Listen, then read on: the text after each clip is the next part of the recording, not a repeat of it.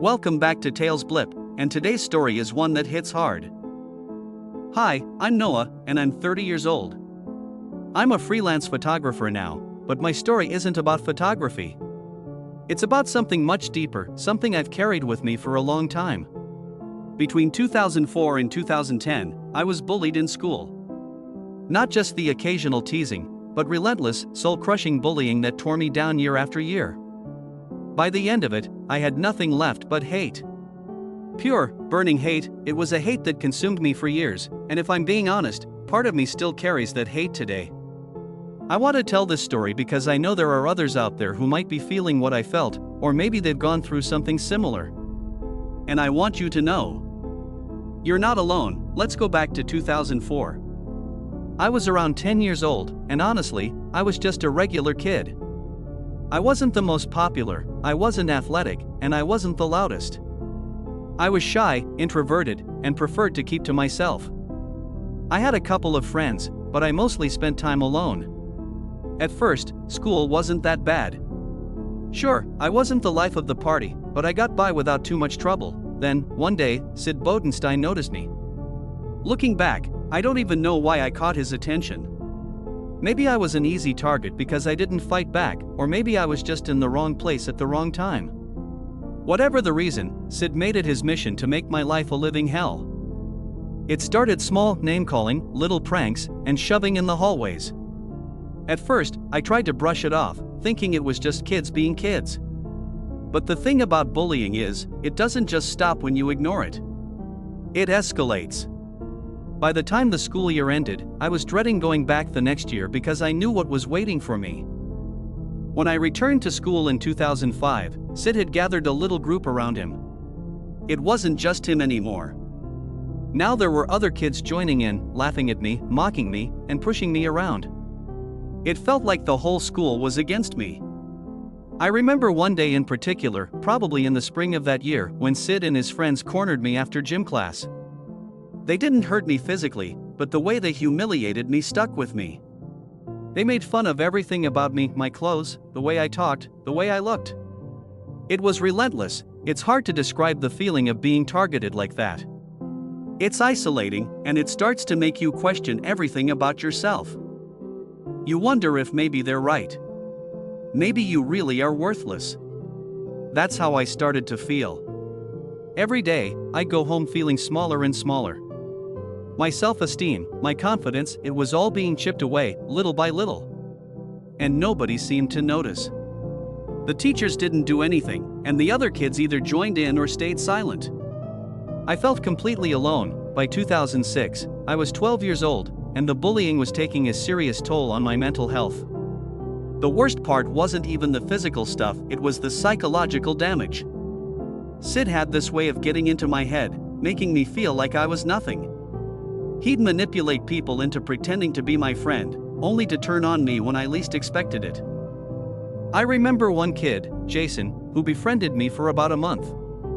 We hung out at recess, sat together at lunch, and I really thought I'd found someone who understood me. Then, one day, Jason stopped talking to me out of nowhere. I later found out it was all part of Sid's plan. He had convinced Jason to pretend to be my friend, just so the betrayal would hurt more. And it did. It hurt more than anything Sid could have done physically. That's when I stopped trusting people. I stopped letting anyone get close to me because I was sure they'd hurt me too. At home, I didn't talk about what was happening. I kept it all inside. My family had no idea what I was going through. I'd come home from school, lock myself in my room, and just sit there, staring at the wall. I felt numb. My grades started to slip, and my parents would get frustrated with me, but I couldn't bring myself to explain why. I didn't know how to talk about it. How do you explain to someone that you feel like you're slowly disappearing? That every day you feel a little less like a person and more like a shadow? 2007 was the year I hit rock bottom. I was 13, and the bullying had reached a level that I couldn't handle anymore. It wasn't just the physical harassment or the emotional manipulation, it was the constant, overwhelming sense of dread. Every morning, I'd wake up with a knot in my stomach, knowing that the day ahead was going to be filled with torment. I started having thoughts of suicide. I'd lie in bed at night, thinking about how much easier it would be if I just wasn't around anymore. If I didn't have to face another day of bullying, I never acted on those thoughts, but they were there. And that terrified me. I tried to reach out for help. I told a teacher what was going on, hoping that maybe they'd intervene, but nothing changed. In fact, things got worse. I remember the day I finally snapped. Sid was mocking me in front of a group of kids, and I'd had enough. I told him that if he didn't leave me alone, I'd punch him in the face. I didn't mean it, it was just an empty threat made out of frustration. But Sid ran to the teacher and told her I'd threatened him. And instead of getting in trouble for all the things he'd done to me, I was the one who got punished. The teacher called the police. On me. A 13-year-old kid who had been bullied relentlessly for years, and the one time I tried to stand up for myself, I was treated like the bad guy. That was the moment I gave up. I realized that no one was going to help me, and if I tried to defend myself, I'd only make things worse. The last few years of school were just about survival. I stopped trying to make friends. I stopped caring about my grades. I'd go to school, get through the day as best as I could, and then come home and try to forget about it.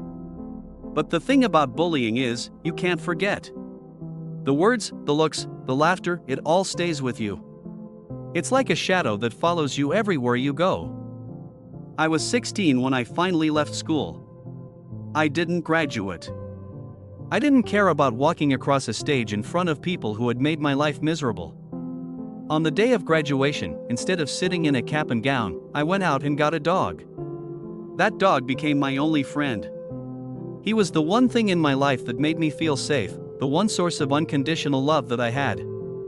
I didn't need people anymore, not after everything they'd done to me. After leaving school, I isolated myself for years. I didn't trust anyone, and I didn't want to. Anytime someone tried to be nice to me, I'd push them away because I was sure they had ulterior motives. I couldn't shake the feeling that everyone was out to hurt me. So, I stayed alone. My dog was my only company, and that was enough for me, but the hate never went away. If anything, it grew. Every day, I'd think about Sid and the others. I'd think about the things they did to me, and I'd feel this burning rage inside of me. I wanted them to suffer. I wanted them to feel the same pain they'd caused me. Sometimes, I'd lie awake at night, imagining all the terrible things that could happen to them. I know that's not healthy, but it was the only way I could cope with the anger. I didn't talk to anyone about what I was going through. My family thought I'd moved on, that I'd left the past behind me. But the truth was, I was stuck. I couldn't move forward because I was still trapped in those memories, still reliving the bullying every single day. It wasn't until 2023 that things started to change. I was 29, and I'd spent the better part of a decade hiding from the world. But something shifted in me. Maybe it was the realization that I didn't want to spend the rest of my life feeling like a victim, or maybe I was just tired of being angry all the time. Either way, I made a decision. I was going to join a gym. At first, it was terrifying. Walking into that gym for the first time felt like walking back into school. I was sure everyone was going to judge me, mock me, just like they had when I was younger. But that didn't happen. Instead, I found a community. I met people who didn't care about my past or the things I'd gone through. They just saw me for who I was in that moment, and for the first time in years, I started to feel like I belonged somewhere. I made friends. Real friends. People who reached out to me, not because they wanted something, but because they genuinely liked me. That was something I'd never experienced before. And as I built relationships with these people, I started to realize that maybe not everyone was out to hurt me. Rebuilding trust wasn't easy.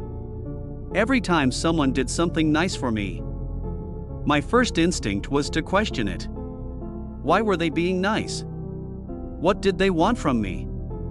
It took a long time to stop assuming the worst, to let people in without expecting them to betray me. But slowly, I started to open up. I started to let people get close to me again. It's been a long process, and I'm still working on it. There are days when the old feelings come back, the distrust, the anger, the hate. But I'm learning to manage them. I'm learning to let go, even if just a little bit. But here's the thing, I still hate. I still think about Sid Bodenstein and all the others.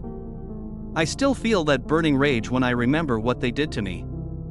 I hate them with every fiber of my being, and I don't know if that will ever change. I've accepted that the hate is a part of me now.